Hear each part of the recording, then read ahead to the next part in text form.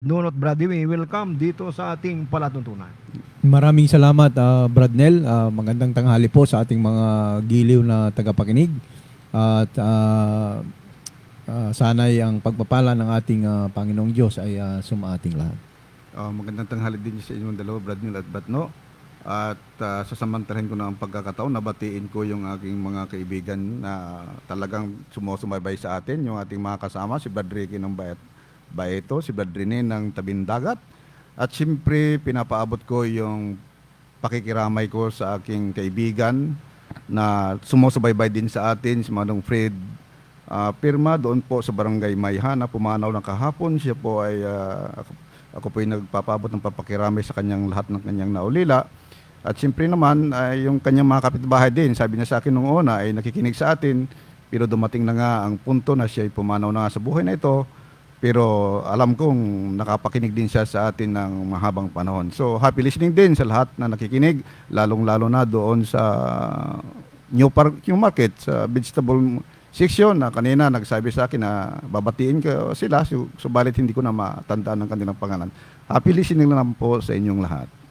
At kaalinsabay ng ating pagtatanghal ngayon ay ating ipinagdiriwang yung araw ng ating mga kaparian. So, happy Paris Press Day sa inyong lahat. Sa lahat po ng ating mga kaparian, di lamang po dito sa ating bansa, kundi sa buong daigdig. At bago po natin marinig yung ating ngayong mga pagbasa, hayaan po muna natin ang dakilang paggabay ng ating dakilang lumikhaang siyang manguna po sa ating gawain. Manalangin tayo. Sa ngalan ng Ama, ng Anak at ng Espiritu Santo. Amen. Amen. Panginoon, sa mga oras na ito, kami po ay nagpupuri at nagpapasalamat sa iyong dakilang pangalan. Panginoon, maraming salamat po unang-una sa regalo ng buhay na ibinigay mo sa amin. Maraming salamat po sa lahat ng pagpapala na iginagawad mo sa amin. Patawarin mo po ang aming mga nagawang kasalanan, ito man ay sa isip, sa salita at sa gawa. Panginoon, naway ang iyong mga buhay at banal na salita ay magbigay sa amin ng inspirasyon at pag-asa. At nang masunod namin ang iyong kalooban sa pang-araw-araw naming pamumuhay. Pagpalain mo po ang bawat mga giliw naming tagapakinig. Pagpalain mo po sila at naway ligtas sila sa lahat ng kapahamakan at naway sa pagbubulay-bulay namin ng iyong mga salita, magbigay ito sa kanila ng inspirasyon. Ito po ang aming dasal sa tanging pangalan ni Jesus. Amen. Amen.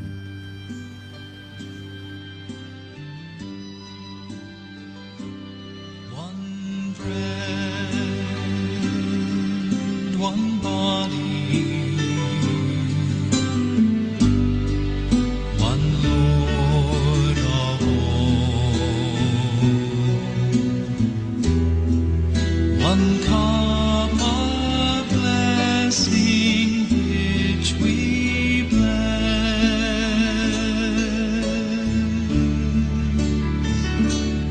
and we,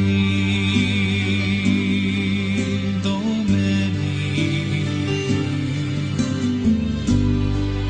throughout the earth, we are one body in this one Lord.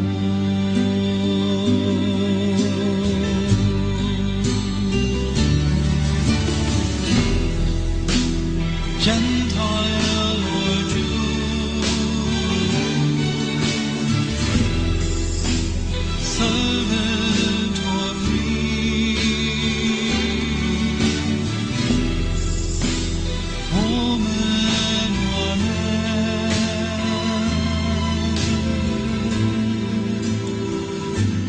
no more one bread,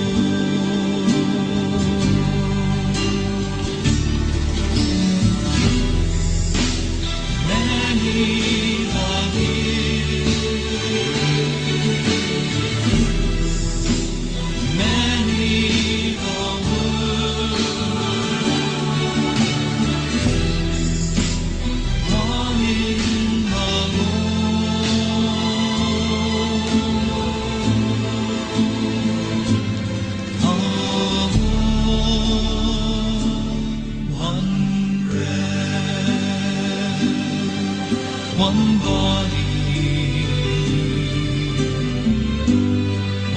one Lord of all,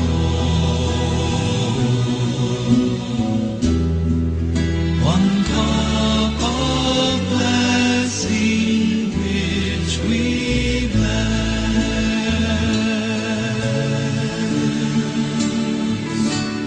and we, though many, throughout the earth, we are one body in this one.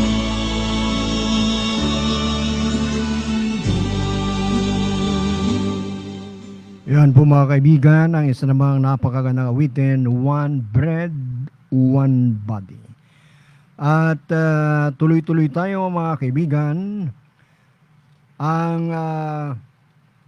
ating mga pagbasa ngayon na may kinalaman sa atin rin pong pagdiriwang ng araw ng ating mga kaparian ay tumutugon din sa ating banal na ebanghelyo na kung saan dalawang mahalagang sakramento ang atin ring binibigyan diin at pansin, yung sakramento ng ng ating mga kaparian at saka yung ating tinatawag na mahal na Eucharistia.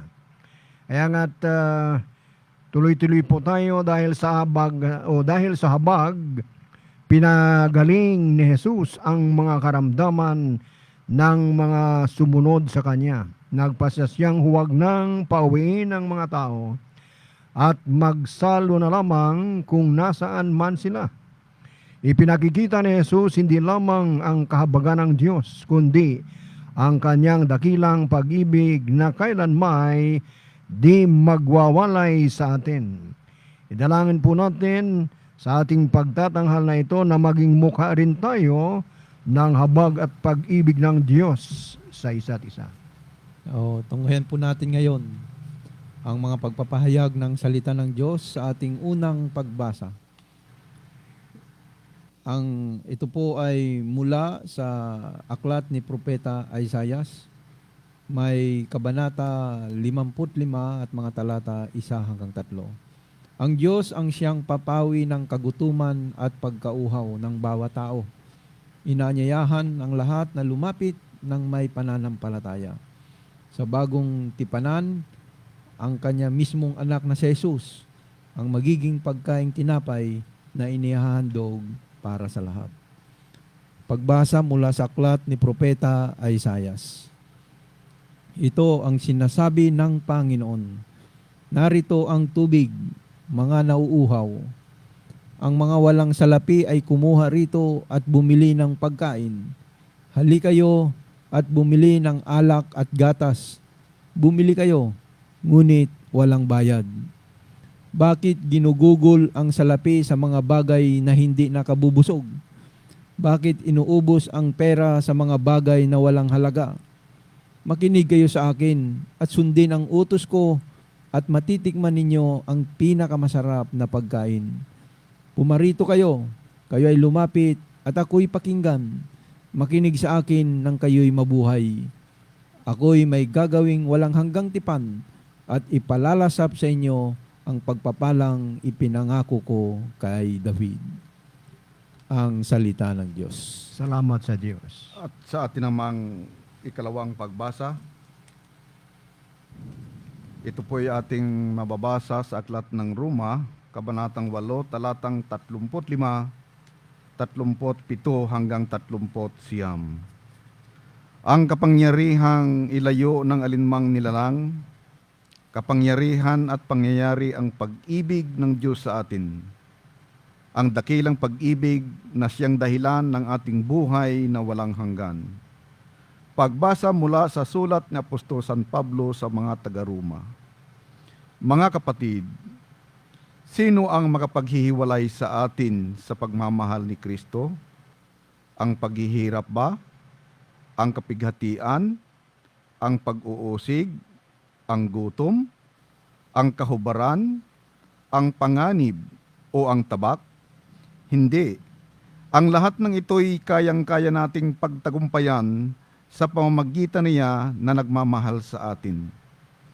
Sapagkat natitiyak kong ang kamatayan, ang buhay, ang mga anghel, ang mga pamunuan, ang mga bagay sa kasalukuyan, ang mga bagay na darating, ang mga kapangyarihan, ang kataasan, ang kalaliman, o alinmang nilalang ay hindi makapaghihiwalay sa atin sa pag-ibig ng Diyos. Pag-ibig na ipinadama niya sa atin sa pamamagitan ni Kristo Jesus na ating Panginoon. Ang salita ng Diyos. Salamat sa Diyos. At sa ating tampok na mabuting balita, ito po ay ayon kay San Mateo, may kabanata 14, mga talata nagsisimula sa 13 hanggang 21. Ang mabuting balita ng Panginoon ayon kay San Mateo. Papuri sa Papuri iyo, Panginoon. Noong panahong iyon, nang marinig ni Jesus ang pagkamatay ni Juan Bautista, siya'y sumakay sa isang bangka at nag-iisang pumunta sa isang ilang na lugar. Nang mabalitaan naman yon ng mga tao, sila'y lumabas ng bayan at lakad na sumunod sa kanya. Paglunsad ni Jesus sa dalampasigan, nakita niya ang napakaraming taong yaon. Nahabag siya sa kanila at pinagaling niya ang mga may sakit na dala nila. Nang dapit hapon ay lumapit sa kanya ang mga alagad, sinabi nila, ilang ang puok na ito at malapit nang lumubog ang araw. Papuntahin na po ninyo sa nayon ang mga tao upang makabili ng kanilang makakain. Hindi na sila kailangang umalis pa, sabi ni Jesus. Kayo ang magbigay sa kanila ng makakain.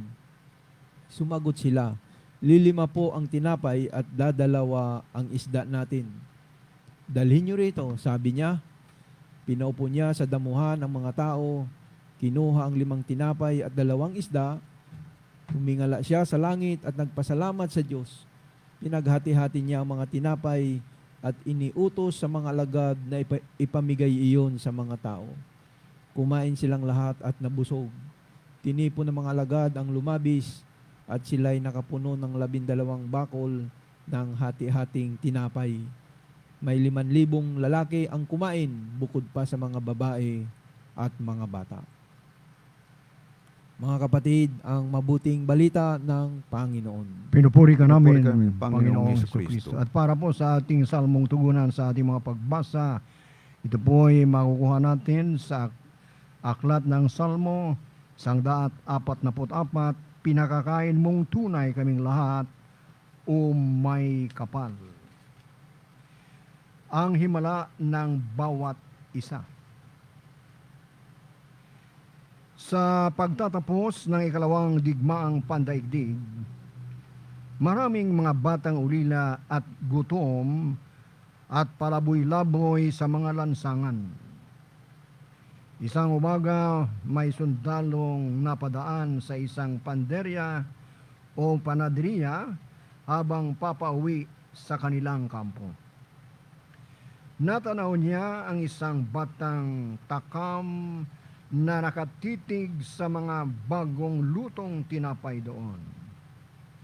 Nahabag ang sundalo sa kanyang nakita, kaya nilapitan niya ang bata at tinanong, "Gusto mo ng tinapay?"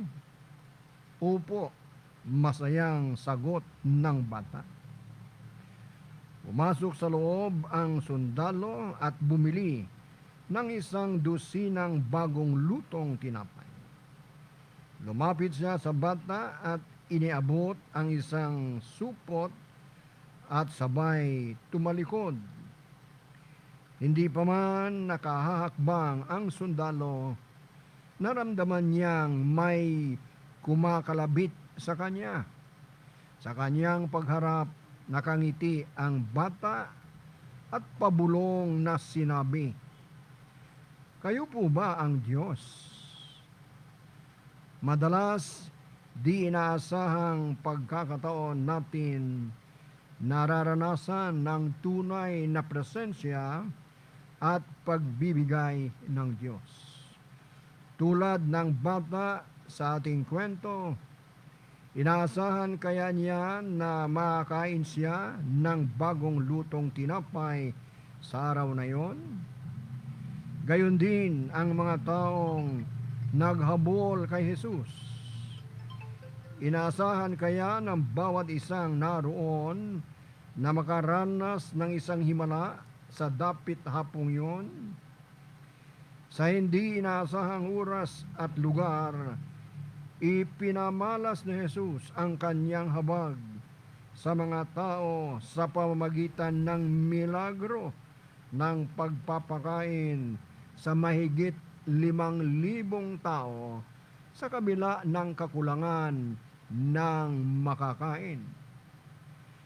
Sa pangyayaring ito, mga kapatid, makikita natin na hindi malayo ang Diyos sa atin. Sa Ebanghelyo, nakaranas si Jesus ng labis na kalungkutan dahil sa pagkamatay ni Juan Bautista. Kaya naman ninais muna niyang magpakalayo at mapag-isa. Naunawa ng Panginoon ang ating pinagdaraanan bilang mga tao. Alam niya ang sakit at hirap na ating dinaranas. Batid niya ang pangailangan ng tao upang mabuhay ng matiwasay. Bilang Kristiyano, tayo ang himala ng Diyos sa mundong puno ng walang kasiguruduhan o kasiguraduhan.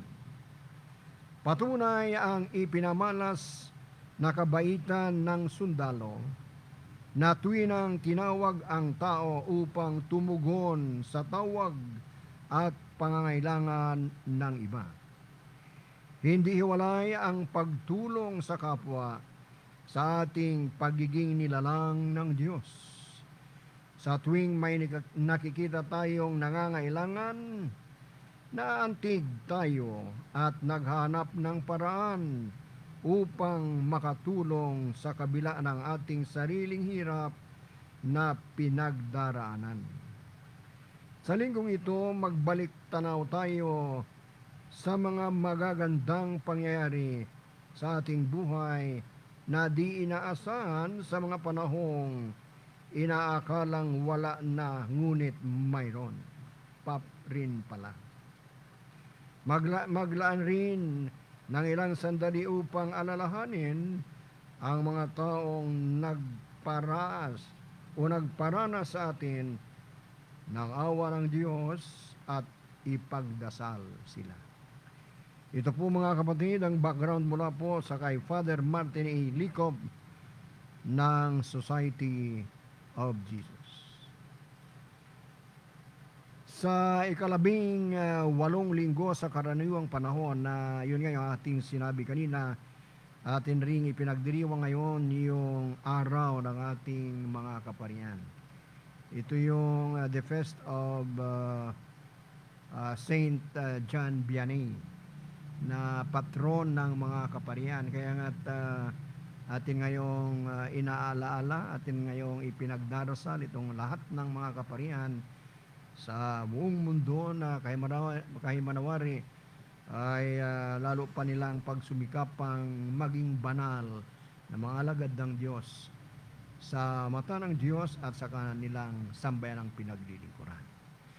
At alam po niyo, mga kaibigan, ito pong ating ngayong mga pagbasa ay kakikitaan rin po natin sa mga susunod na linggo sa pagtalakay ng isang mahalagang dogma rin ng ating ilang simbahan. Ang dogma ng kamahal-mahalang Eucharistia na kadalasan ay parang hindi ito nabibigyan ng diit pansin ng karamihan nating mga kaibayong mananampalataya. Pinupuna tayo niya bakit tayo raw araw-araw ay nagdiriwang ng ganitong Santa Misa. ay minsan lamang daw inaalay ng Panginoon ang kanyang sarili sa dambana ng krus at yun ay sapat na. Kaya nga't ito pong ating unang narinig na ebanghelyo ay susundan pa ito ng maraming mga ebanghelyo tungkol po dito sa pagkakalagak na tunay na presensya ni Kristo sa banal na Eucharistia. Kaya nga't dyan lamang po kayo mga kapatid sa pananampalataya at ating pagbulay-bulayan ngayon yung ating mga pagbasa. At tama po yung sinabi niyo po, Brad Nel, Brad Dewi, kasi ngayon po ay nagsiselebrate tayo ng araw ng mga pare, So, we really have to love our priest. Talagang kailangan ang suporta natin sa ating mga kaparian. Tamang-tama kasi yung the sacrament of the Holy Eucharist and the sacrament of the Holy Order, hindi pwedeng paghiwalayin yan.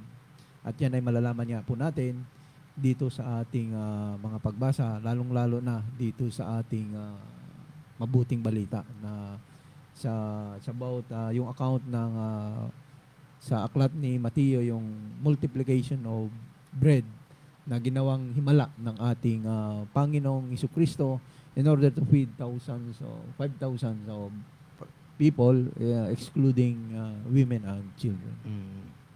Kaya nga't ito po ay napakahalagang dapat nating matutunan at malaman sapagkat sa ating pagsakatuparan ng ganitong isang misteryo ay talagang hindi mapapasubalian na ito rin ay talagang sinusuportahan ng maraming mga tinatawag na mga bersikulo sa Biblia na nagpapatunay yung tunay na pagkakalagak ni Kristo sa banal na Eucharistia. Kaya nga dito po sa ating mga tinatawag na synoptic na mga ebanghelista na kinabilangan ni na San Mateo, San Marcos, San Lucas, at maging si Apostol San Pablo sa kanya ring pagsulat ay tunay pong nabanaagan na nila kung ang Espiritu na nagsasalita sa pamagitan nila ay nakabanag na ng dakilang misteryong ito na humingi ng napakalakas na paggamit ng ating pananampalataya. Kaya nga't maging sa unang pagbasa, tunghayan po natin ito mga kaibigan, sa ating unang pagbasa na hinalaw natin mula sa aklat ni Propeta Isaias, ay sinasabi po rito na kayo ay lumapit at ako'y pakinggan. Makinig sa akin ng kayo'y mabuhay. Ako'y may gagawing walang hanggang tipan at ipalalasap sa inyo ang pagpapalang ipinangako ko kay David. So, ito po yung sa unang pagbasa ay talagang sinasabi po sa ating unang pagbasa ng kaparaanan ni Propeta Isaias na lumapit tayo, makinig tayo sa mga sinasabi ng mga propeta at sundin ang utos ko na matitikman ninyo ang pinakamasarap na pagkain. Pumarito kayo, kayo ay lumapit at ako'y pakinggan, makinig sa akin ang kayo'y mabuhay. So yung sinasabi rito, Brad Nono, Brad Dewey, na pinakamasarap na pagkain, ay ito pala yung sa atin ngayon ay ibinabahagi sa Santa Misa. Na kung saan ay sinasabi nga natin na ito nga yung ating patutunayan sa mga serye pa ng ating pagtatanghal na napakaraming mga sita sa banal na Biblia na nagpapatutuo at nagpapatunay sa tinatawag na pagkalagas ni Kristo ng kanyang katawan at dugo sa banal na Eucharistia. At ito po ay dapat nating malaman at matutunan sapagkat si Kristo mismo ang nagturo nito. Kaya nga hindi po natin mapapasubalian mga giliw naming taga-subaybay na ito pong pagsasakatuparan at pagdiriwang natin ng Santa Misa o yung sakramento ng Holy Eucharist, ito po hindi anti-biblical. Biblically founded sa Bible. At yun nga, yung apat na ebanghelista ay nagpapatutuo at nagpapatunay na kung saan ay tunay ngang si Kristo ay talagang siyang nakalagak sa ating tinatanggap na katawan at dugo sa tuwing ating ipinagdiriwang ang banal. Pansinin lamang natin, Brad Neil, no? Yung sinasabi mo na bakit hindi pinapansin ng iba itong pagkakalagak ng ating Panginoong Iskristo sa banal na Eucharistia. Kung ating babatayan, bago natin palalimin ang ating usapin, kung ating babatayan ang unang pagbasa na isinulat ni Isaiah, pansinin po natin na ang sabi ni Isaiah, "Ho, come ye everyone that to the waters, come by without money and without price." Ang extent po ng kanyang panawagan o paanyaya ng ating Panginoon ay lahat, hindi lang sa mga Hudyo, sa mga hintil, hindi lang sa mga bingi, hindi lang sa mga nahihirapan, sa mga mayaman, sa mga street children. Lahat po ay cover ng panawagang ito ng ating Panginoon na lumapit sa Kanya, to partake. Kinakailangan na mayroon tayong gagawin na mag-partake, lumapit sa Kanya upang, at ang pinakamaganda dito, Brad, no, ay yung kukuha ka without money and without price. Libre. Walang bayad. Walang bayad. Libre. Walang bayad. Kaya nga ito'y napakahalaga sapagkat ang pagpartik po, tulad ng sinabi kanina ni Brad Neil, doon sa sinasabi nating Eucharistia, iyan po ay walang bayad. At hindi lang po nakakapatid ng uhaw yan, Brad Neil, Brad no, kundi yan po ay nananaray sa ating buhay ng katawan natin at maging sa spiritual. Kaya nga't napakahalaga nating maintindihan at malaman kung bakit natin kailangan ito'y i-partake. No? Kahit paulit-ulit. Sinasabi naman mamaya na tatalakayin natin kung bakit sa pagpartake natin sa Eucharistia ay paulit-ulit, bakit ito natin ay pinapahalagan masyado at hindi naman pinahalagahan ng iba. Dahil nga ito mismo ang Panginoon ang nag-anyaya sa atin na lumapit sa Kanya. So, hindi lang po ito ordinaryong pagkain. Kasi mga giliw namin tagapakinig, napakaganda ang ordinaryong pagkain, subalit ang ordinaryong pagkain ay madaling mapanis at masira at mawala. Subalit ang ibinibigay o ang panyaya ng ating Panginoon, ang inaalok sa atin ay isang pagkain na Hindi tumatagal hanggang sa buhay na walang At hanggan. hindi na muling magugutom. At di na muling mauuhaw at magugutom. At idadagdag ko yung siya sinabi nga ni Brad Neil at sa Brad David, ang sabi kasi dito sa ating unang pagbasa, makinig kayo sa akin at sundin ang utos ko at matitikman ninyo, yun nga sabi, hindi na papanis, Oo. at pinakamasarap pa na pagkain. So ibig sabihin, dito sa ating tumutukoy nga ito sa ating pag-celebrate ng banal na Eucharistia. Kailangan natin diyan ng pananampalataya. Siyempre. Kailangan natin diyan ng pagsunod Pagtalima. o pagtalima sa mga itinuturo ng ating Panginoong Jesucristo para malasap natin. Otherwise, kung hindi natin, sabi mo, kailangan ng pagkaunawa natin diyan. Otherwise, pag hindi natin maunawaan through the eyes of faith, wala tayong understanding sa hindi natin ma-appreciate ang kabanal-banalang banal na Eucharistia na itinatag mismo ng ating Panginoon Jesucristo. Okay, at papunta po tayo dyan sa ating pagninilay, lalo tigit doon sa ating banal na Ebanghelyo. Ngayon, atin namang bigyan dit pansin yung sulat ni Apostol Pablo sa mga taga-Roma na kung saan ay sinasabi nga dito na walang kapangyarihang ilayo ng alinmang nilalang, kapangyarihan at pangyayari ang pag-ibig ng Diyos sa atin, ang dakilang pag-ibig na siyang dahilan ng ating buhay na walang hanggan. So, tayo ngayon ay nakakaranas ng pagkatakot sa pandaigdigang epidemya ng COVID-19. At talagang ito hindi lamang dito sa ating bansa, kundi ito ay isang pandemya sa buong Sa daigdig. buong mundo. At mas lalong lumalala at lumalala pa dahil wala pa tayong nahanap na vaccine dito. So, hindi talaga maiwasan na tayo ay lukhuban ng mga pagkatakot. Dahil sino nga ba naman ang hindi Kabalasian. matakot, sa libo-libo na yung namamatay. Kaya nga't ito yung pagbigay din sa atin siguro ng parang inspirasyon mula kay Apostol Pablo na kung saan ay sino ang makapaghihiwalay sa atin. Paghihirap ba? Kapighatian, pag-uusig, ang gutom, ang kahubaran, ang panganib, isama na nga natin yung COVID-19, ang tabak, Pero ano ang sagot ni Apostol Pablo? Hindi. Ang lahat ng ito'y kayang-kaya nating pagtagumpayan sa pamagitan niya na nagmahal sa atin. So, maliwanag na kaya nating pagtagumpayan itong mga pangyayari sa ating kalagitnaan ngayon. Dahil, yun nga, nakakaranas tayo ng ganitong mga tinatawag na pagsubok. At talagang marami nang apektado rito, Brad Louie. Di lamang yung pagkawala ng buhay natin, kundi pati yung ating ikinabubuhay o ekonomiya ay talagang apektado.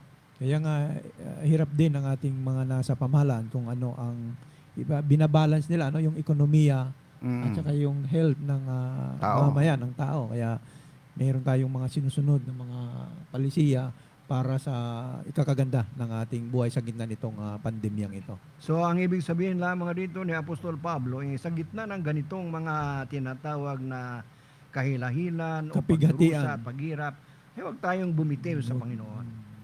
Dahil hindi nga tayo pwedeng paghiwalay ng epidemyang gito ng COVID-19 sa ating pagmamahal sa Diyos. Kaya nga dito tayo siguro higit na magkaroon ng lakas ng loob na for as long na tayo naman ay talagang kapit sa ating Panginoon ay siyang magbibigay sa atin ng lubos na kapanatagan. Ito yung mga pangyayari sa ngayon, itong pandemyang ito. Ito na talaga yung mga kaganapan sa mga sinasabi ng Biblia.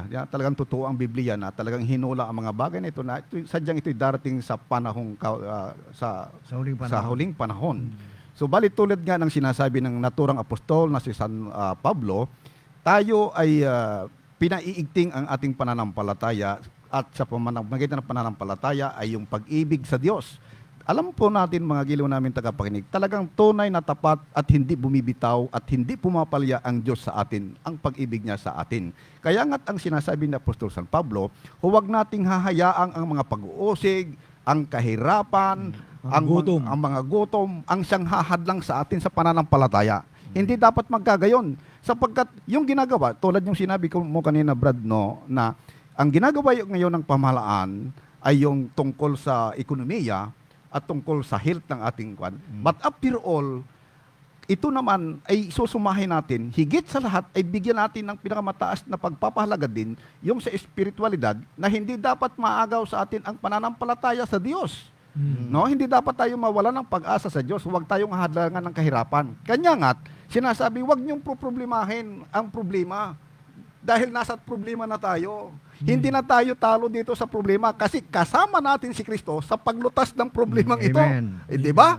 Kaya nga't huwag tayong matakot. Walang talo tayo dito. Sabi nga nila, stand still. Stand and still. know that I am a very powerful God. Even did come will come. Come what may. Ang maganda rito ay magkakaroon tayo ng napalaking katiyakan ng pag-asa na tayo na nga ay sa kay Kristo. Hindi tayo mahahadagan pagdating sapagkat kung magkaganon man, tagumpay pa rin tayo. Kaya walang talo dito. Huwag niyong intindihin o isipin ang problema dahil nasa problema na tayo. Ang maganda rito ay may kasama tayo na lulutas sa problemang ito, walang iba kundi ang Panginoong Hesukristo. Okay. At yun din ang talagang garantiya niya na huwag kayong matakot. Dahil ang sabi niya, maging doon sa kanyang pagkakatalaga sa mga apostol, na ito'y kanyang pagyaunin doon sa maraming mga bansa. Ay huwag kayong matakot sapagkat ako'y sumasa inyo hanggang sa wakas ng panahon. Yung word, yung statement, Brad Nel, na wag kayong matakot, parati nating mababasa yan. Simula pa sa lumang tipan at saka sa bagong tipan, napakarami yan. At kaya nga, dito natin mapapatunayan na talagang yung dakila ng pag-ibig ng Diyos para sa atin at talagang hindi niya tayo pababayaan. At isa pa, Brad, doon sa iyong sinabi nga na huwag kayong matakot, maging doon sa kanyang pagkabuhay na maguni. Opo, yun Di ba, nandun pa rin yung talaga pagkatakot ng marami niyang mga alagad sapagkat sila ay buhay na saksi doon sa nangyari nga kay Jesus na kung saan ay talagang pinarusahan, namatay. At baka silang isunod. At baka nga naman sila, kasama ng si Pedro Pero nang siya'y muling mabuhay at mapakita sa mga alagad, hindi niya sinabi na kayo'y matakot, kundi kapayapaan. Kapayapaan. So, Alam ni Jesus, nababasa sa loobin ng kanyang mga alagad na nandun pa rin yung takot.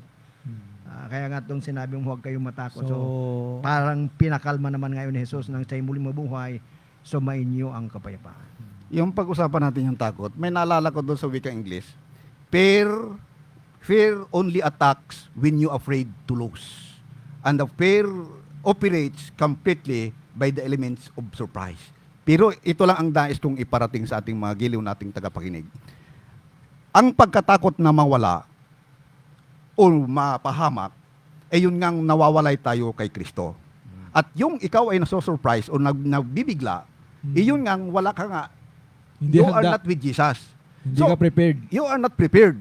So, pagka dumating man, ito halimbawa, yung sinabi natin kanina, itong pandemya na salot na ito, na COVID-19, hindi tayo dapat magulat, kundi ang lahat ng ito ay ipaubaya natin sa ating Panginoon, na siya ang ulo natin, siya ang ating tagapanguna, siya ang tagumpay natin. Ibindo ang kamatayan ay walang istingnap sa Kanya. Kanya nga, bakit tayo matatakot? Ay ano lang dito, yung kahandaan lang natin mismo rito, na habang tayo'y nabubuhay, siyempre mayroon tayong kahandaan na sinasabi. Kung humahanda tayo sa COVID na ito, ay lalong higit natin paghandaan yung buhay na darating. Sapagkat itong COVID na ito ay pansamantala lamang ito eh. Malulutas din yan eh. Malulutas din yan. Ang paghahandaan po natin at ang katakutan ay yung katakutan natin ay yung ikalawang kamatayan na ikapapahamak ng ating kaluluwa. Ito po ang dahilan kung bakit tayo ay palaging ipinahayag na huwag tayong mawalan ng pag-asa at manatili tayong tapat kay Kristo sapagkat ang sino mang naging tapat sa Panginoon, siya ay kasama ng Diyos at ang Diyos ay kasama nila. Kaya nga itong wika na ito ng ating Panginoon ay napakagandang isang pangako. Isang pangako na kailanman ay hindi nagsisinungaling ang Diyos. Kanya nga tayo ay dapat paigtingin palalo ang ating pananampalataya sa Diyos. Sa gitna ng mga pandemyang ito, ang mga suliranin ito, ang mga pagsubok nito, ang paghihirap, uman, ang mga ang gutom na dumating, itong lahat ay talagang mangyayari. Kasi hindi naman ipinangako Brad sa mga Kristiyano na mamuhay silang talagang yung matiwasay. Ang Kristiyano ay kinakailangang dumaan sa paghihirap. Manindigan pa You rin. are not a Christian pag hindi ka dumaan sa mga pagsubok at paghihirap. Kanya ka doon tayo dinadalisay. Kinakailangan pananampalataya mo ay tulad ng gold na ito'y pinadadaan sa apoy. Ganon din sa atin sa pananampalataya. Kinakailangan ito ay madaan tayo sa apoy upang tayo'y subukin. Ito yung upang tayo'y subukin. Lalo nga tayong paigtingin eh. Kung magkamit na, naalala ko mabuting at mayroon tayong napangyayaring ganito na yung iba na medyo malamig na sa paglapit sa Panginoon, yung hindi lumalapit. Ito na ang punto na bumalik sila at lumapit sila sa Panginoon. Kasi paanyaya ng ating Panginoon ay, come to me. Lumapit kayo sa akin, nandito sa akin. Siya ang the fountain of yung pagpapala. Kanya nga, ang tao ay hindi masyado makaranas ng mga pagpapala ng mga Diyos kasi sila ay lumalayo. So, lumapit po tayo. Yan ang paanyaya ng ating Panginoon at ni Apostol San Pablo na huwag nating hahayaang yung mga kahirapan, kagutuman na yan, yung mga pandemya na yan ay mahiwalay tayo sa pag-ibig sa Diyos. Tingnan naman natin ngayon yung ating pagbasa sa ating Ebanghelyo. At yun nga yung ating sinasabi sa aklat ni San Mateo 14 po, ang kabanata 13 ang umpisa ng nasabing talata at umantong patuloy hanggang 21. Na kung saan ay ito pong pangyayari dito mga kaibigan ay nabalitaan ni Jesus yung pagkamatay ng tagapangunan niya na wala ibang kundi si Juan Bautista. Di ba si Juan Bautista yung ating trailblazer ng pagparito ni Jesus? At itong parang kung ating bibigyan ng tinatawag na koneksyon, ito yung pinsan na ito ni Jesus. Pinsan ni Jesus. Pinsan, no? Si John the Baptist. Anak siya ni Elizabeth. Oo. Kaya nga At saka ni Zacarias. nang mabalitaan ito ni Jesus yung pagkamatay ni Juan Bautista, abay nalungkot siyempre. Siya ay nalungkot. Kaya't di ba pagka tayo ay may mahal sa buhay na namatay, balisang balisa tayo.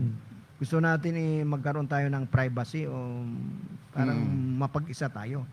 At ito rin yung ginawa ni Jesus. Kaya nga nung panahong yon, nang marinig ni Jesus ang pagkamatay ni Juan Bautista, siya'y sumakay sa isang bangka at nag-iisang pumunta sa ilang na lugar. So gusto niyang mapag-isa. Siguro dahil parang dinamdam din niya yung Dinamdam, pagkamatay Kaibigan ni niya Juan at Bautista. pinsan si Oo, Juan Bautista. Kasi Malapit sa kanya. kahindik-hindik nga yung nangyari kay Juan Bautista. Murder eh. He was brutally murdered. Oo, nasa loob siya ng piitan.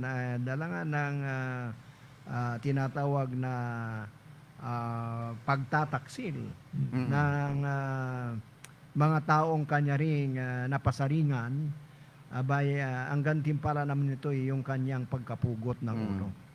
So, hindi na natin siguro Yun yung babalikan background, niya, no? no? Yan yung Dahil background, nandyan, no? sina Salome, sina Herodias, Rudyas. at si Herod, no? May illegal affair eh. Oo. Si Kaya Herod. ito ang kabayaran ng kanyang pagiging makatotohanan. Kaya nga Sinabi niyang totoo. irinigalo ni niya Juan. yung buhay niya alang-alang sa katotohanan. Kaya nga nang babalitaan ito ni Jesus na namatay ang kanyang matalik na pinsang si Juan Bautista, ay pumunta nga siya sa ilang na lugar. At alam po ninyo mga kaibigan, sa mga ginawang yaon ni Jesus, yung paggawa niya ng mga himala, yung pagpapagaling sa mga may sakit, hindi ito nakatago sa maraming mga tao. Naging bukang bibig ang pangalang Jesus sapagkat napakarami siyang mga kababalaghan at himala ang ginawa na tunay na kinagigiliwan ng tao. Lalo nga doon sa mga may sakit. Kaya nga nang mabalitaang pumunta si Jesus doon sa isang ilang na lugar, abay lumabas din yung mga tao sa bayang yaon at lakad na sumunod sa kanya. So buntot ng buntot sa Panginoong Hesus. Kaya paglunsad ni Jesus sa dalampasigan, dahil nakasakay siya sa bangka, abay nakita niya ang napakaraming taong yaon. So abay, siyempre magugulumiharan ka rin dahil sa dami ng taong bumubuntot sa kanya, anong gagawin ko nito?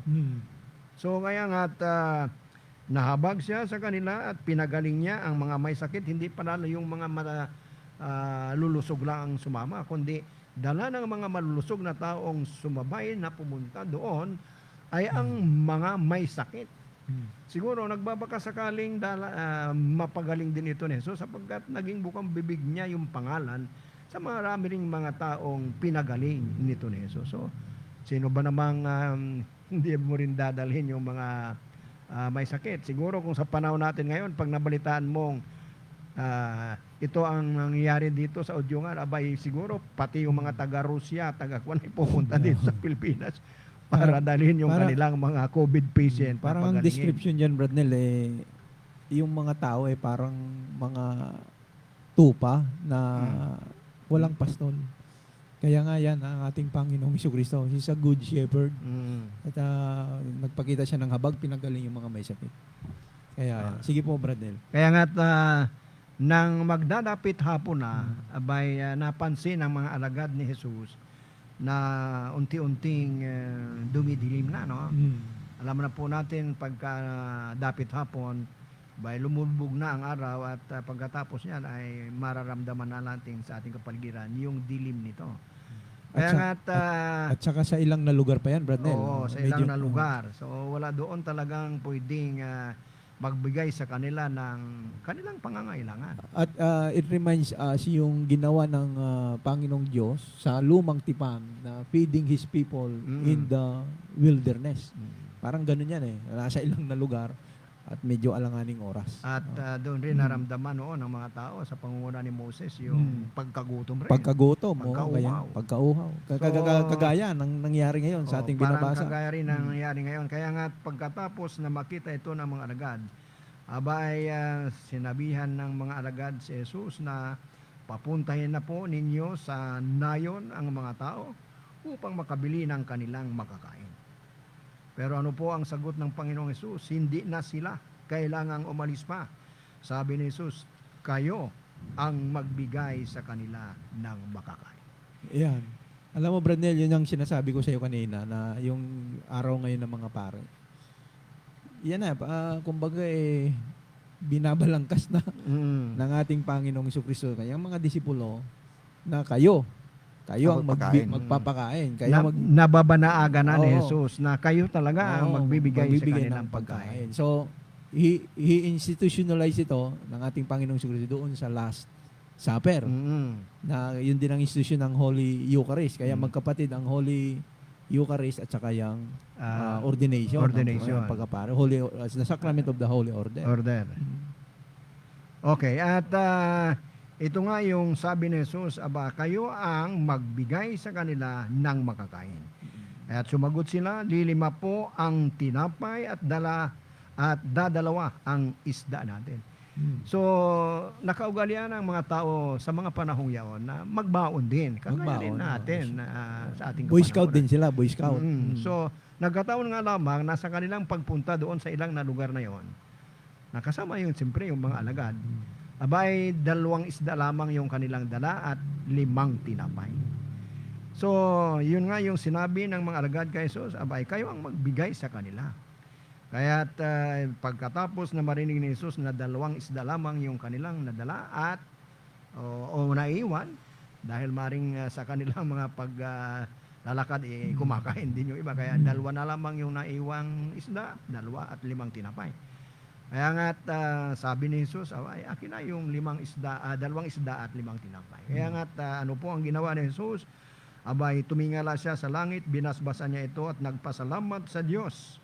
Nagati-hati niya ang mga tinapay at iniutos sa mga alagad na ipamigayon sa mga tao. Kumain silang lahat at nabusog. Yan. Again, Bradnell, it reminds us of the institutionalization of the Holy Eucharist. Yung mga wordings dyan, no? Di ba? Tumingala siya sa langit, nagpasalamat sa Diyos, pinaghati-hati niya ang mga tinapay at inutos sa mga alagad na ipamigay. Do this, ano? Sabi niya sa mga alagad, do this in memory of me. He broke the bread. Ayan, mga wordings na yan. Yan ang Madadaanan natin yan sa Oo. susunod po Sa natin sunod mga pagtatanghal. Oo, kasi sunod-sunod na ito. Okay. Kaya nga't ito po yung nangyari mga kaibigan na talagang pagkatapos na ito ay basbasan ng Panginoon, sabay ng kanyang pagtingala sa langit, pagpapasalamat sa Diyos. Pinaghati-hati niya ang mga tinapay at iniutos sa mga alagad na ibinigay naman talaga ng mga alagad. So, dumami pagkatapos, talaga. Dumami talaga. Oo, So, yun ay himala, no? Dumami talaga. kaya Pinarami. nga, himala ang nangyari. So, bakit himala mga kaibigan? Sapagkat 2 isda, 5 tinapay lamang. Pero ang naroon, abay 5,000 5,000. lalaki. Hindi pa kasama yung mga babae at mga bata. So, hindi lamang 100, kundi 1,000 mga tao ang napakain ng 2 isda at 5 tinapay. So, ano ang atin talagang may conclude dito? It's a miracle. Sa miracle.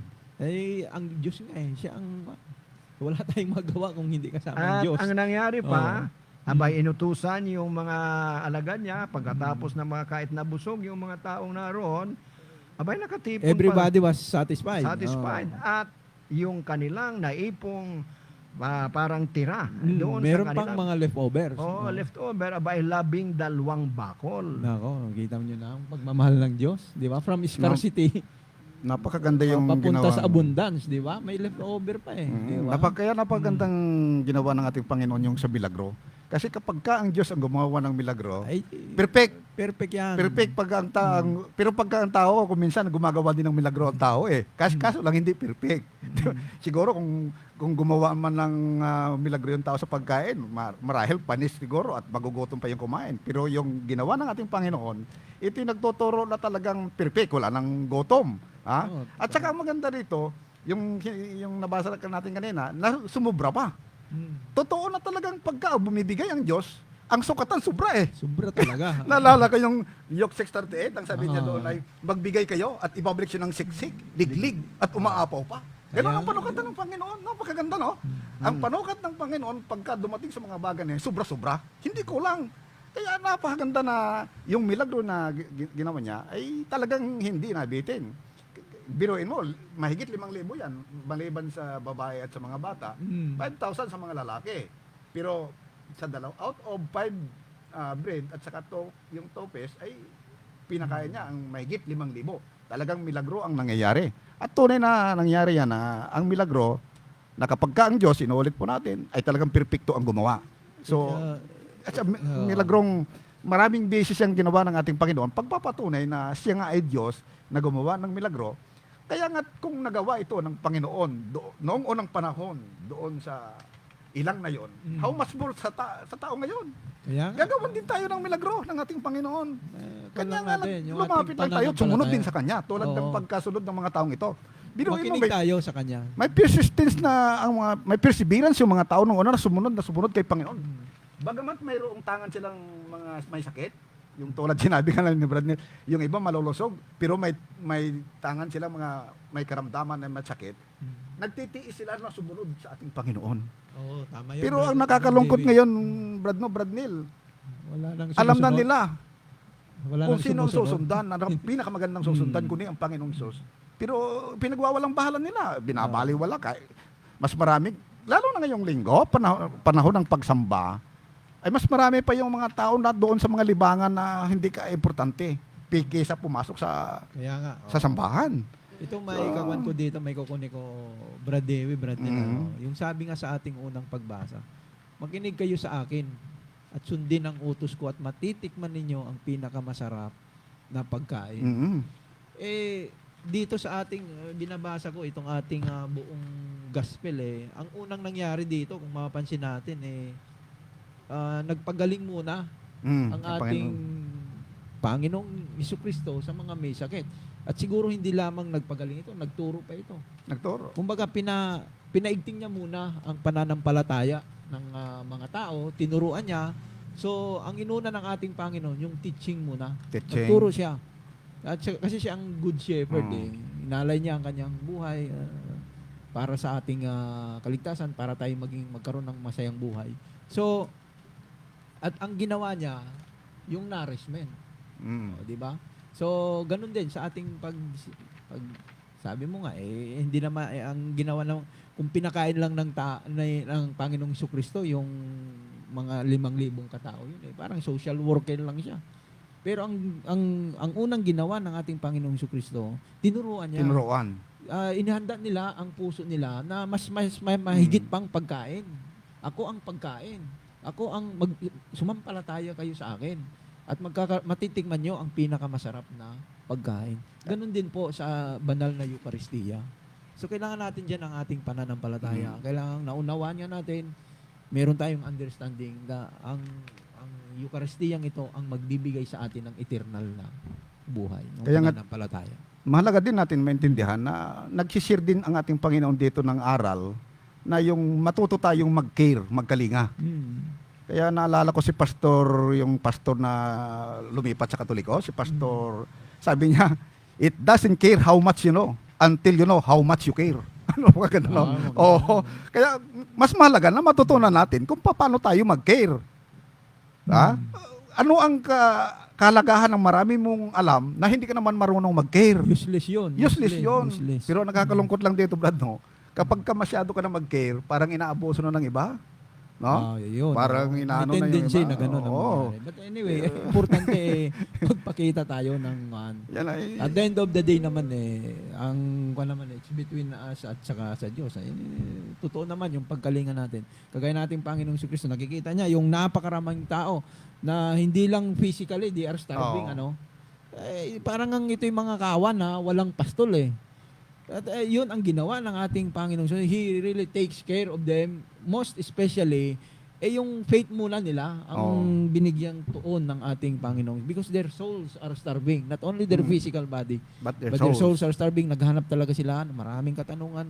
Kailan na ano bang tawag dito? Nakakuan sila, Pagkagutom sila. nababalisa. Kung ano ang buhay.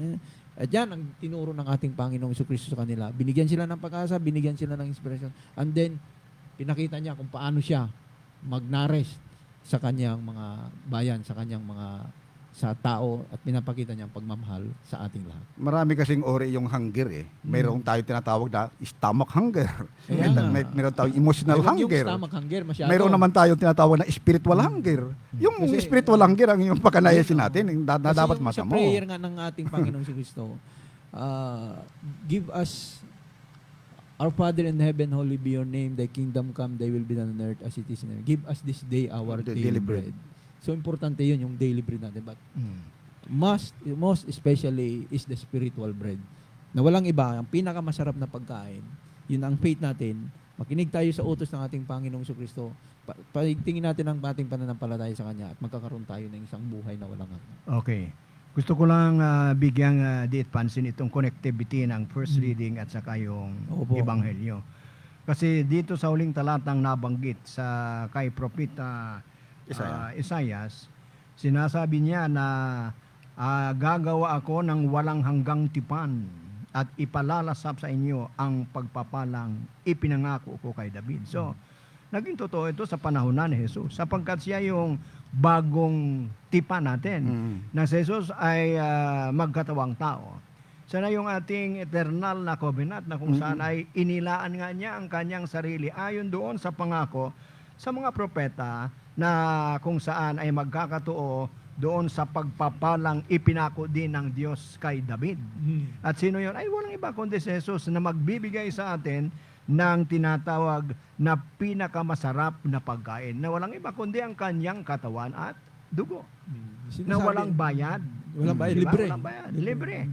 Maging Take ikaw this- ay Hudyo o hinten, aba ay malaya kayong lumapit at makakain sa akin ng walang tubig, walang bayad, pati yung tubig na inyong inumin, wala ring bayad ito. Kaya nga, di ba sa ating sakramento ng banal na misa o Eucharistia, pinakakain tayo ng walang ni isang kusing na binabayaran. Doon sa consecration of yung bread, sinasabi ng pare yung, this is the new covenant. Yung sinasabi mo, Bradnel, na talagang yung banal na Eucharistia, yun ang ating bagong tipan. Bagong tipan. Oo. Na walang iba. Pinalitan na natin kasi yung unang mga tinatawag na samba sa pamamagitan ng tinatawag na burnt offering ng mga hayop. Opo. So yung bagong tipan ngayon ay si Kristo na mismo inaala ang kanyang sarili.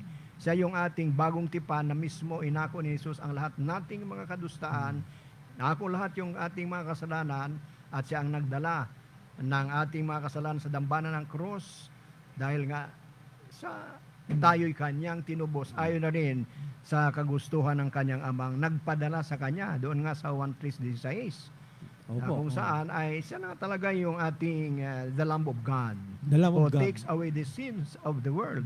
Kaya nung yung sinabi niya, ito ang aking katawan at ito ang aking dugo. Yun nga yung ating tatalakayin sa susunod pang mga linggong papasok. At nais nating anyayahan yung ating mga tagapakinig at taga-subaybay. Kaya nga sa ating unang pananalita kanina, inaanyahan namin kayong ihanda na rin yung inyong mga banal na kasulatan. Tama po. oo. Sapagkat ang ating programa, ang ating palatuntunan ito ay biblically based. Biblical. Ito ating sinasabi rito sa Himpapawid na hindi ito sariling kuro-kuro natin. Ito po ay nakaangkurahe sa banal na salita ng Diyos na mababasa rin natin sa banal na Biblia. kasulatan. Oo. Ilalahat natin yan sa susunod na pagtatanghal natin. Pagtatanghal. Papakatanda natin, Bradnel, Brad Dewi, para magkaroon din na ng idea na, advance idea ang ating mga giliw na tagapanginig. Tatandaan po natin na the institution of the Holy Eucharist took place bago, doon sa upper room, bago Sa apirong. Christ was arrested nung gabing yon at yung doon na nagsimula yung Misteryo Pascual, the suffering, yung pagpapakahirap ng ating Panginoong Jesucristo at ultimately He's a good shepherd na pag good shepherd mag-aalay ng sariling buhay para sa magnanaris sa mga tao at dadalhin sa magandang pasto. So, wala na tayong oras, Brad Nuno, Brad Dewi, pero nais ko lang bigyan din pansin pa, may manalabi pa tayong ilang minuto. Ito pong sinabi rito ni Jesus na kayo ang magpapakain sa kanila. So, ibig sabihin, ito mga kaibigan ay nais ng Diyos na hindi lamang tayo dapat umasa sa Panginoon, kundi tayo rin mismo na mga anak niya ang kailangan ding magbigay ng tinatawag na share din yung kung Mm-mm. anong mayroon tayo. Mm. Kung anong mayroon tayo, Magbigay mag-share kayo. So, tayo. Gumawa kayo ng paraan, kayo ang makapaghanap ng paraan para makapagbigay din kayo. Oh, Kaya hindi na ah, pinaalis yung mga alagad, Oo. kayo ang magbibigay nito. So, ibig sabihin, bilang isang mananampalatayang sumusunod kay Kristo, kung anumang mayroon tayo, Kahit yung talento ay natin. kailangan nating ibahagi rin sa iba. maging kwan kayo, maging provider Kahit yung kayo. talento Oo. natin, share natin. Kasi medyo yung nakita natin, medyo problematic yung situation. Oo. Wala ngang ilang na lugar, wala nang ring makain yung mga tao.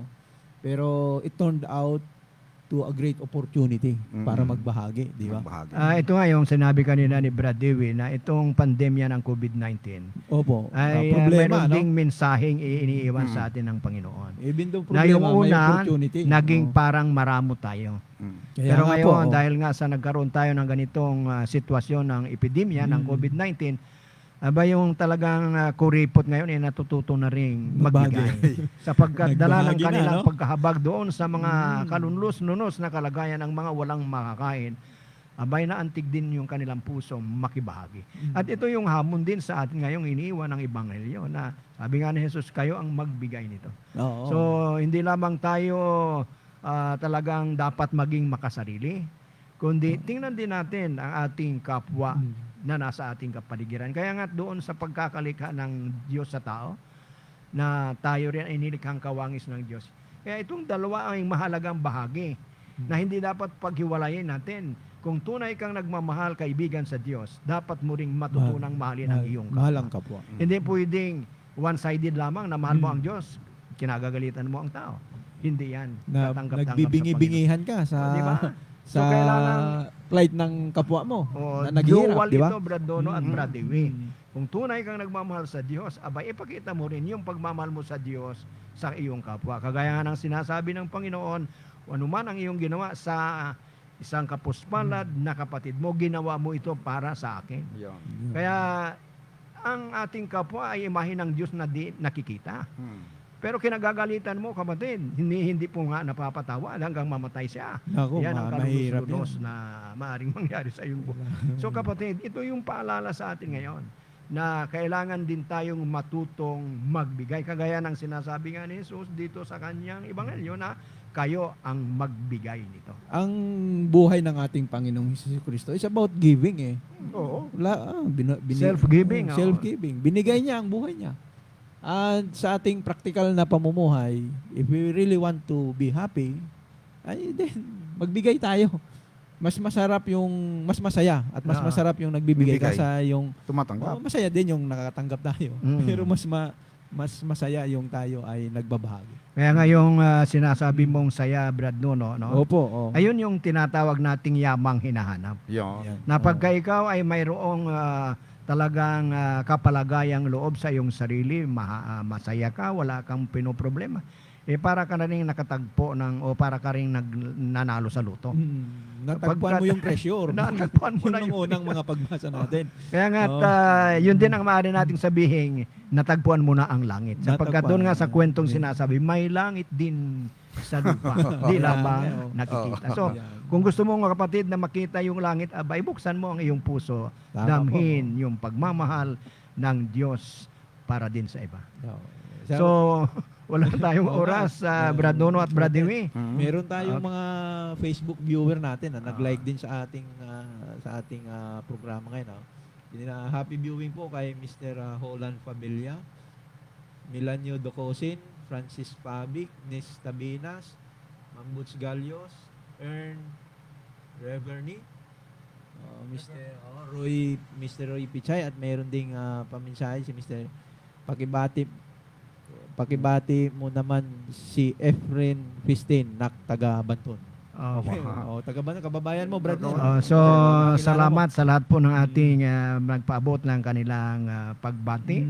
At dyan lamang po kayo at sumubaybay dito sa ating regular na programa tuwing linggo na kung saan ay nagbibigay diin at pansin sa mga salita ng Diyos. So, dalangin po namin mga kapatid, kayo rin po ipagpalain ang ating mahal na Panginoon sa inyong walang sawa ring pagsubaybay dito sa ating palatuntunan. At atin inaanyahan din yung iba pang sumubaybay din dito sa ating palatuntunan. At kung ninanais po ninyong kayo po ay may mga katanungan, di ba? Mayroon din tayong segment dito na kung halimbawa mayroon po kayong tanong na gusto ninyong linawin dito sa ating palatuntunan, ay amin pong tatanggapin yan at bibigyang diit pansin at sagot sa inyong mga katanungan. So, wala na tayong oras at salamat sa lahat ng ating mga Facebook subscribers na napasa atin ngayon. Doon nga sa binasa mo kanina, Brad Nono.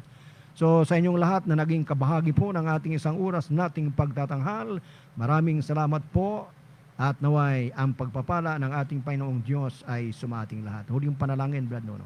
Manalangin tayo. Panginoon, maraming salamat po sa mga oras na ito. Maraming salamat po sa iyong mga buhay at banal na salita. Sana po'y magturo ito sa amin na hanapin ang iyong kaharian. Maging matibay po ang aming pananampalataya sa iyo at masunod po namin ang iyong kalooban sa pang-araw-araw naming pamumuhay. Pagpalain mo po ang bawat nakikinig sa programang ito. Maraming salamat po sa lahat-lahat. Yan po ang aming dasal sa tanging pangalan ni Jesus. Amen. Amen. Amen. At ito po ang inyong